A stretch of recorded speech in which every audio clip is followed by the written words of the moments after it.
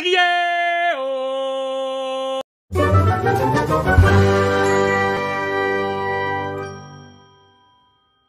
Yo, what's up para penikmat Dupa Nusantara. Bertemu lagi kita di Dupapedia. Hidupkan dupa, nyalakan bahagia. Petau. Hoho. Bertemu lagi kita, men. Setelah sebulan ya. Sebulan saya skipping. Jadi apa ya, karena memang saya terlalu menikmati gitu prosesnya saya dalam membuat dupa. Jadi saya lupa untuk sharing nih di YouTube saya. Jadi lupa, oh iya saya punya YouTube. Karena tuh saya diingatkan sama ada temen. Jadi kita kenalnya tuh di media sosial ya. Kebetulan ini temen ini seorang pengusaha gaharu ya, kayu gaharu, dan tinggalnya di Sumatera. Terus dia sengaja datang ketemu saya di Bali. Suatu kehormatan. Thank you ya Pak Ketut Zainuddin. Luar biasa. Anda luar biasa memberikan inspirasi banyak buat saya, sehingga saya seperti kayak minum espresso gitu kan ya. Kopi espresso sempat di shoot begitu kan, langsung Kita memang perlu sering ketemu dengan orang-orang yang menginspirasi ya, orang-orang yang memang tegar gitu loh, orang-orang yang memang dalam menjalani proses perjuangannya itu memang benar-benar bisa menikmatinya, dan apa ya, tidak ada keluhan sedikit pun, setetes keluhan pun tidak ada gitu terbersit dalam benaknya itu, dan itu luar biasa buat saya ya. Kita sempat berdiskusi ya, kita ngobrol ngalur ngidul yang bagi saya ya memang itu mungkin dari kacamata orang biasa gitu, lu ngapain sih ngabisin waktu gitu kan. Tapi bagi saya itu ada sari yang bisa saya nikmati, dan itu powerful banget buat saya. Jadi kayak recharge energi gitu loh buat saya. Dan mungkin teman-teman juga untuk yang berada di luar daerah juga yang pengen ketemu gitu ya kan, rasanya ya tuh ikutin aja tuh kata hatimu tuh, pengen gitu ketemu dengan saya, siapa tahu ya dengan ketemu saya gitu kan, ngobrol-ngobrol kita ada insight baru yang mungkin bisa menyentuh atau menghidupkan tombol potensi yang dimiliki. Nah itu kan, siapa tahu kan. Nah begitu juga teman-teman juga akan memberikan efek yang positif buat saya, terutama teman-teman yang memang punya perhatian dan niat yang luar biasa tentang lini yang ada kaitannya dengan dupa. Nah itu luar biasa, terutama nih teman saya ini Pak Ketut ini, wow, yang kalau kita ngomongin gaharu segala macam ya tentang gaharu tuh ya beliau tahu, beliau paham gitu, dan itu membuat saya jadi apa ya istilahnya, menjadi semangat. Ya kan? Jadi tidak ada yang tidak mungkin, ya nggak sih? Ya nggak ada yang nggak mungkin. Dan ini satu nih yang saya dapat benang merahnya kan dari pembicaraan kita yang ngalur ngidul tuh sampai malam gitu kan. Beliau datangnya sore, terus ya, kita sampai malam kita ngobrol. Kalau kita mulai melangkah ya, kalau kita ingin mulai mengerjakan sesuatu dengan pikiran tentang kelemahan-kelemahan yang kita miliki, kita tidak akan pernah memulai apapun. Bayangin kalau kita memulai dengan kelemahan-kelemahan, aduh saya kurang begini, saya kurang begini, Anda tidak akan pernah mewujudkan apapun. Tapi kalau kita melihatnya, nih satu lagi nih, kalau kita ngomongin tentang teknik manajemennya, kalau kita memulai dari SWOT, itu tambahan lagi. Jadi boleh sih sebenarnya, itu bukan hal yang salah juga kita memulai dari kelemahan-kelemahan yang kita miliki, kita mulai dari kekurangan-kekurangan yang kita miliki ya kan. Tentunya kita akan bisa lebih tahu tuh di mana potensi-potensi kegagalan yang akan kita hadapi. Jadi SWOT, jadi ada strength-nya, kita lihat kekuatan kita seperti apa, terus kemudian weakness, kelemahan tadi kan, kekurangannya, terus kemudian ada opportunity, peluang-peluang yang bisa mungkin bisa kita gapai, bisa kita raih, dan threat, dan kemungkinan ancaman-ancaman yang akan datang pada kita, dan itu yang perlu. Jadi dari semua itu, pertimbangan-pertimbangan itu jangan cuma weakness-nya doang ya kan. Jadi perlunya seimbang. Jadi seimbang, dan yang namanya SWOT itu ya seimbang. Jadi bagaimana kita bisa mengakomodir segala macam yang kita miliki itu bisa kita manfaatkan untuk melejitkan potensi kita. Dahsyat gak tuh? Bro, ngomongin apa sih? Saya harus diingatkan ini di Dupapedia ini yang ngomonginnya dupa. Jadi nih kebetulan nih saya lagi excited juga ya. Jadi saya mau cerita. Jadi selama hampir 3 tahun ini, 4 tahun kayaknya. Jadi 4 tahun saya sudah kerjasama dengan beberapa teman-teman yang eksotis ya. Teman-teman eksotis itu apa? Teman-teman yang memang di luar out of the box gitu kan. Dia menjual nilai wisata yang di Bali itu memang out of the box gitu. Jadi saya suka gitu kerjasama dengan mereka yang berkecimpung di sana. Ketimbang yang memang ya konservatif gitu, konvensional gitu kan, menjualnya itu aja gitu kan, nggak bosen ya. Jadi salah satunya ini ada yang namanya Beach Club ya. Jadi Beach Club ini memang cukup private banget dan itu cukup eksklusif, ya, bisa dibilang high class lah. Jadi mereka udah cukup lama tuh kerjasama dengan kami di penggunaan dupa. ini ceritanya cukup agak-agak unik ya. Jadi karena saya kepo gitu kan, saya ngeliat kok banyak banget dia selalu ngambil dupa gitu kan. Nanya lah saya sama salah satu pengurusnya, salah satu manajemen ya. Kok banyak banget sih ngambil dupa saya. Bukannya disyukur ya. Ya saya tetap bersyukur, tapi kan boleh dong kepo kan. Kok bisa banyak banget itu ngambil dupanya gitu. Buat apa? Buat sembahyang gitu. Enggak, dia bilang begitu. Oke, buat spa gitu kan. Spa kan biasanya begitu kan, buat yang bernuansa-nuansa yang aromatik itu kan, yang spa gitu kan, yang buat pijit-pijit gitu kan. Enggak katanya. Saya pun makin heran. Mungkin teman-teman yang langsung ketemu saya mungkin udah sering nih, udah mungkin jenuh kali dengar cerita saya. Kalau ini kan khusus untuk teman-teman yang halayak ramai ini kan, yang memang belum pernah tahu saya ini siapa sih, orang congornya banyak banget, yang ocehannya banyak banget. Nih, biar paham nih maksudnya saya itu gimana. Nih saya mau ceritain lagi nih. Ya, jadi sampai di mana tadi?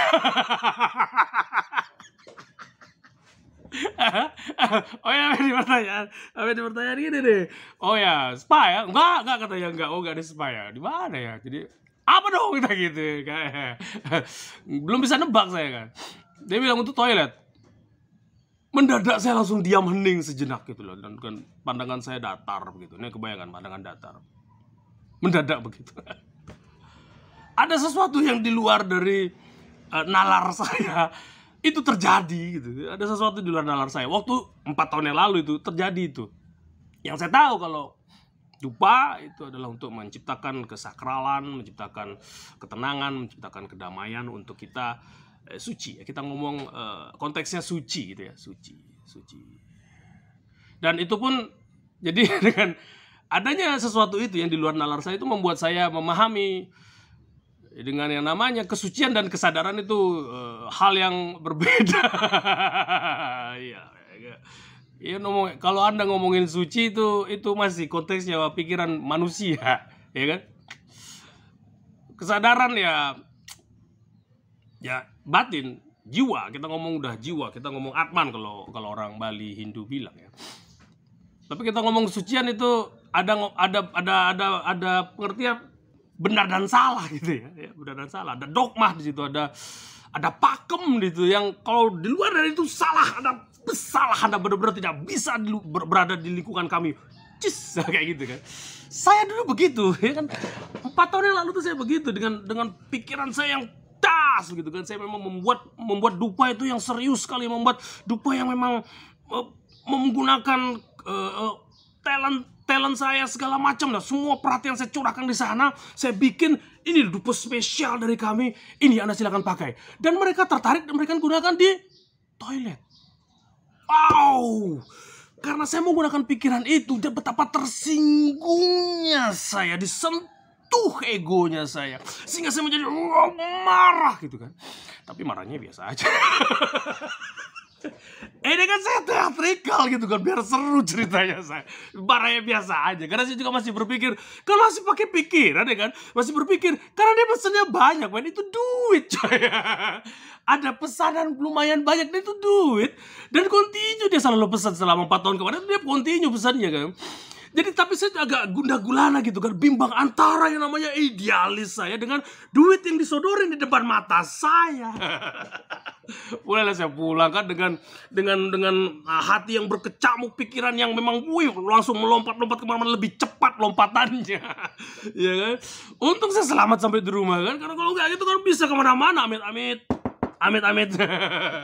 Ya. Jadi singkat cerita gitu, saya menemukan benang merah lagi. Ya, benang merah. Saya sering ketemu benang merah. Kenapa nggak benang kuning ya, atau nggak benang hitam? Tridatu. Oke, just kidding. Ya, jadi saya menemukan kesimpulan akhirnya kalau kita masih terus berada di suatu zonanya kita, zona nyaman kalau saya bilang, karena pikiran kita itu kan adalah pelindung kita. Pikiran kita itu adalah alat proteknya kita ya, alat untuk kita bisa bertahan hidup, ada alat untuk kita bisa beradaptasi di dunia ini. Ya, jadi karena kita menganggap bahwa pikiran kita itu adalah sesuatu yang bisa melindungi kita, kita berada di zona nyaman itu. Kalau ada sesuatu yang di luar nalar kita, satu mungkin kita anggap itu salah. Makanya saya bilang itu yang namanya benar, salah, suci, tidak, itu adalah produk pikiran. Karena itu terkait dengan ketidaknyamanan Anda. Anda melihatnya dari mana? Sama seperti saya juga masih memikirkan ini ya. Saya masih ngerasa kayak saya kalau ngelihat kotoran hewan itu ada satu yang sangat menjengkelkan saya gitu kan. Tapi kalau dilihat dari sisi yang lain, ayo, kotoran hewan itu negatif? Enggak. Ada gunanya, banyak gunanya kok. Buktinya banyak kok, kepik. Apalagi kita ngomong lah binatang-binatang kecil itu. Tanaman tuh sangat perlu kotoran hewan. Karena di situ ada pupuk kan. Ya. Jadi dari sisi lain itu juga makhluk hidup. Mereka juga berhak kan hidup gitu loh kan. Wah, ini saya dapetin omongan dari kakak saya nih. Nih kalau ini kan saya tipe yang bergerubakan gitu ya. Ada kalau melihat kakak saya tuh, tuh lurus gitu kan, asik. Saya kan gitu kan. Berubah nih rambut saya. Gak bercanda nih. Ya, jadi memang orang punya karakternya beda-beda ya. Tapi seru gitu loh, kayak mencicipi kayak kopi. Ada kopi yang rasa robusta, arabica gitu kan, ada macam-macam ya. Saya kopi yang nyentrik gitu. Karena kayak museum luap-luap gitu. Sampai di mana tadi cerita gitu.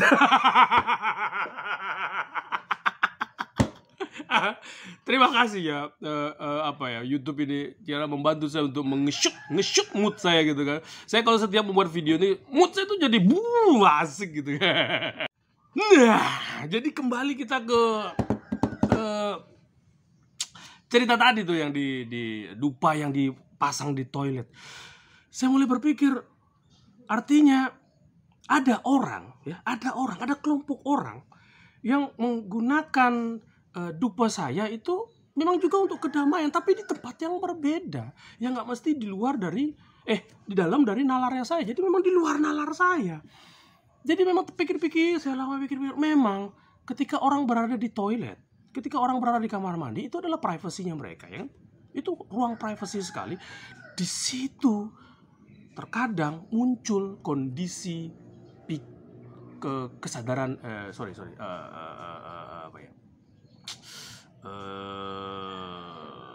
kesadaran yang lebih meningkat lagi gitu ya. Kondisi jenius. Nemuin kata itu tuh baru nyambung di impulsnya, di otak saya tuh baru kondisi jenius. Kondisi jenius itu bisa muncul saat seseorang bisa rileks, seseorang bisa merasa damai dengan dirinya, seseorang bisa menerima dirinya apa adanya, seseorang bisa benar-benar comfort banget di ruang itu. Ini kan gak mesti di ruang suci.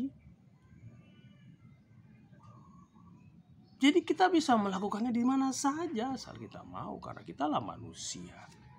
Kita manusia, kita punya pikiran. Kita bisa menempatkan diri kita di tempat yang menurut kita jelek, dan kita bisa menempatkan diri kita menurut baik.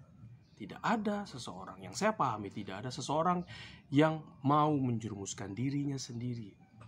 Mereka terjerumus karena mereka belum paham. Belum paham siapa dirinya, belum paham apa yang sedang dihadapi, belum paham apa yang ada di depannya yang membuat dia terjerumus sampai 2 kali, 3 kali dia terjerumus, dia pun belum paham. Karena dia tidak mau menggunakan kesadaran. Dia tidak mau eling. That's it. Asik ya? Nah, jadi itu dia tuh. Saya mau cerita nih tentang dupo saya ya. Dupo saya yang saya selalu selama 4 tahun ini saya supply ke teman saya di ya, yang bergerak di dunia cukup out of the box kalau saya bilang. Ini di beach club ya. Saya melihat ya, katanya memang ini sampai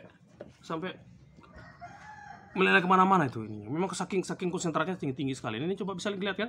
Ini minyak men. Ini minyaknya nih, netes. Tuh, minyaknya netes. Saking banyaknya minyaknya. Dan itu seru. Konsentrasinya tinggi sekali. Nih kalau saya angkat berdiri tuh mungkin dia akan jatuh ya, jatuh. Itu minyaknya tuh merembes kemana-mana tuh, merembes kemana-mana tuh. Saking banyaknya. Dan ini yang mereka pesan itu ya. Ya. Sini. Oh, bisa dilihat ya. Asik ya. Ini isinya 100 batang. Ini segini ini saya jual 150.000 ya. 150.000 dan itu mereka cukup kontinu. Kenapa saya bilang mereka itu bergerak cukup off the box? Karena katanya nih wisata kan lagi turun-turunnya ya, tapi tetap aja mereka bisa mengupayakan pengunjungnya datang stabil ya, sehingga kita pun juga ikut merasakan dampak asiknya gitu ya. Tapi saya juga tidak ada unsur apapun saya untuk menghina atau siapapun, enggak. Wajar lah, saya juga pernah berada di kondisi jatuh, lagi sedang gagal, wajar. Jadi yang perlu kita pahami adalah kita harus bisa mensikapi setiap kegagalan yang kita miliki. Nah, jadi di sisi gagalnya seseorang tuh ada sisi orang yang sedang mendulang emas ya. Nah, kita bisa memanfaatkan peluang dari setiap situasi. Ya. Setiap badai itu pasti akan ada terang yang luar biasa yang bisa membuat kita memaknai setiap momen itu. Asik. Nah, yang kepo, asik, yang mau lihat nih, ini dupanya nih kurang lebih 5 mili ya. Ini jadinya harganya 1.500 per batang ini. Asik ya. Nah, saya juga termasuk tipenya out of the box gitu. Jadi ini nih lucu, memang ini ceritanya ini lucu sekali. Jadi akhirnya karena saya kembali ke tadi ya, cerita yang tadi itu, jadi karena saya menganggap itu sebuah pengalaman baru, sebuah insight baru menurut saya, sehingga saya pun tetap bekerja sama gitu kan ya. Di samping itu juga ada duit. Ya jadi saya lakukan lah kan. Tapi kan kita perlu mengkondisikan dengan menyesuaikannya dengan idealisnya kita. Perlu dong ya lah, kan hidup nggak pakai idealis gimana sih ya. Perlu ada idealisme, walaupun memang kalau ya agak fleksibel sedikit lah, boleh aja ya. Ya. Jadi ini saya sudah melalui, sebelumnya ini saya masukin sampel ini berbulan-bulan, hampir 7 bulan nggak dapat jawaban. Akhirnya ya cocok karena memang ini nabati ya, bahannya nabati dan asik banget ini one and only, memang water base. Teman-teman tadi udah lihat kemasannya. Saya nggak berani bawain ke sini karena netes kemana-mana ya, netes kemana-mana. Mau coba lihat ya gimana bakarnya ya, sulitnya amit-amit. Iyalah, karena kan ini air ya, ini air. Terus ya kita perlu waktu untuk mengeringkan airnya dulu. Tapi jangan salah nih, ketika kalornya sudah kita tabung di sini ya kan, kita menabung kalor di sini dengan membakarnya dengan api yang cukup lama ya. Kita nabung kalor. Nah, ketika tabungan itu sudah mumpuni, bisa membakar teman-teman yang lain, dia akan terus kebakar. Nah, resikonya kita membuat dupa water base ini berbahan dasar air ini adalah itu satu, mati api. Ya, kita sedang menawarkan ya, mengenjuh, kalau orang Bali bilang mengenjuhkan diri kita tuh untuk dihina kalau mati api. Ya kan, resikonya memang ya semua pasti ada resiko lah. Anak naik motor aja, naik sepeda motor, naik mobil di jalan raya juga pasti ada resikonya, ya kan? Tinggal kita sekarangnya aja, kita bisa nggak mengalihkan resiko itu, kita bisa nggak mengendalikannya dengan baik. Ya itu dong, itu dia yang penting ya sih. Ya. Jadi itu dia akan hidup, dia lawan. Jangan hidup.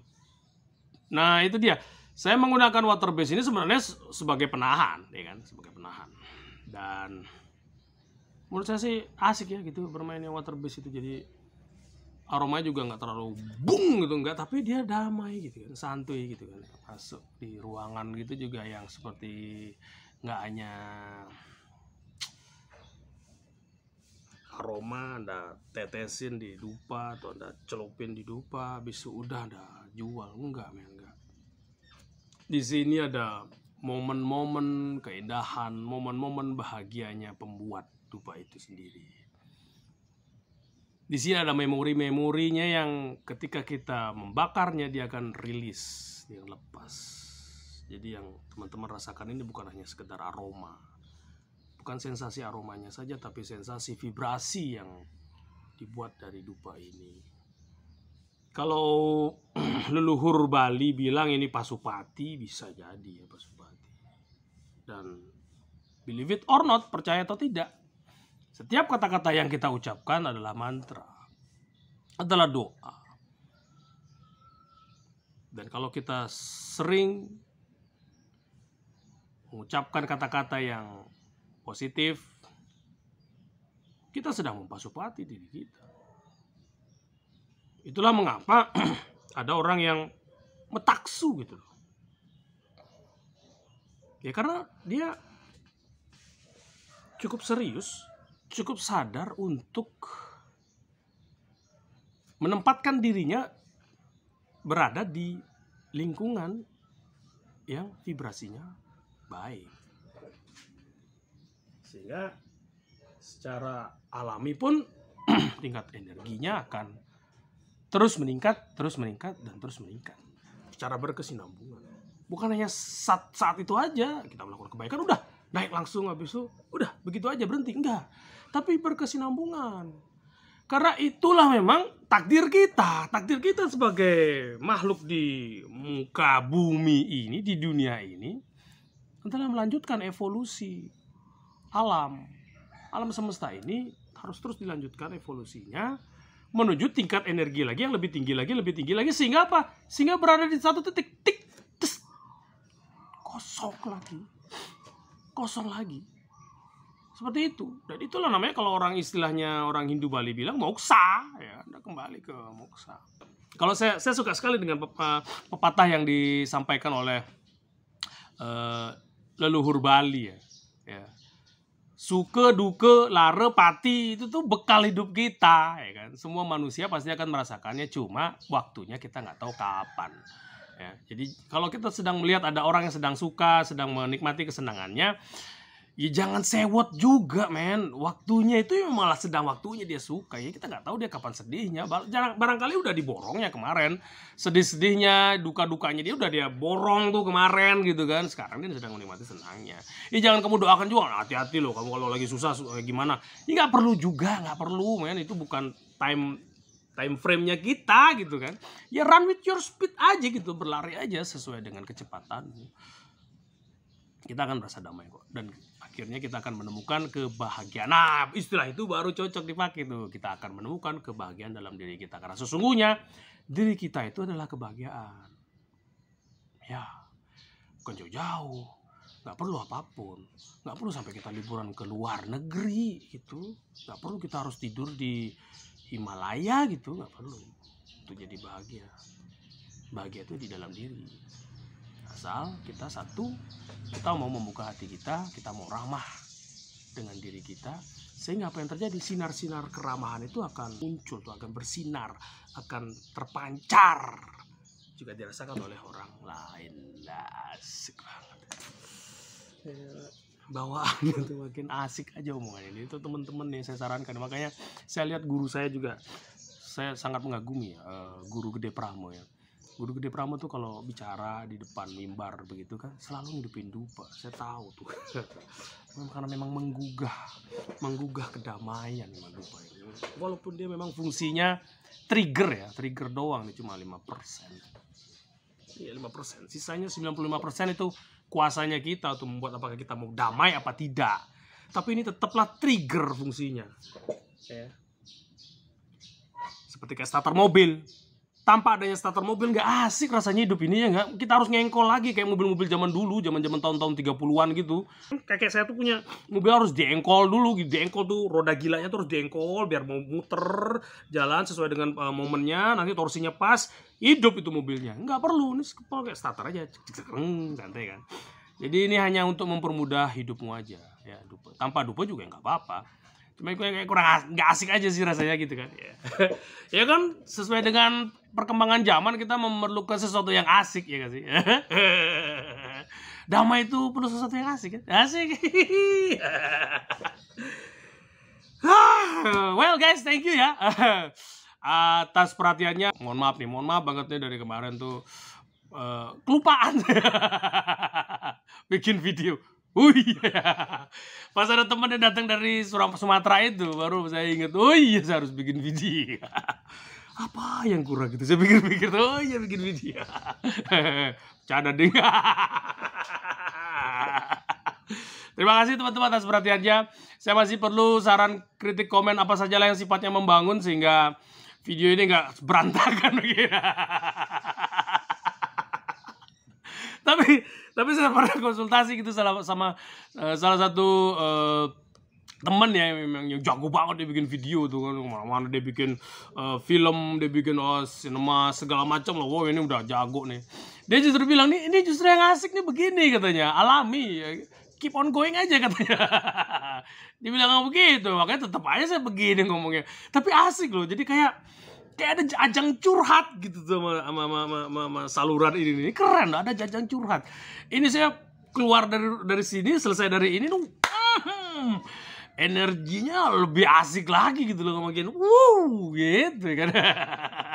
Saya berharap sih teman-teman juga akan menemukan saluran media apa saja yang bisa begini ngeboost gitu, memang bisa boot begitu kan, amplify your energy, apalah itu ya, yang bisa meningkatkan gitu kan, moodmu gitu kan. Nanti itu kan pengaruh banget dengan keputusan yang kita ambil saat kita menghadapi problematika yang ada di kehidupan kita. Asik. Well guys, gitu aja ya. Saya Inyoman Mahabudi. Petang.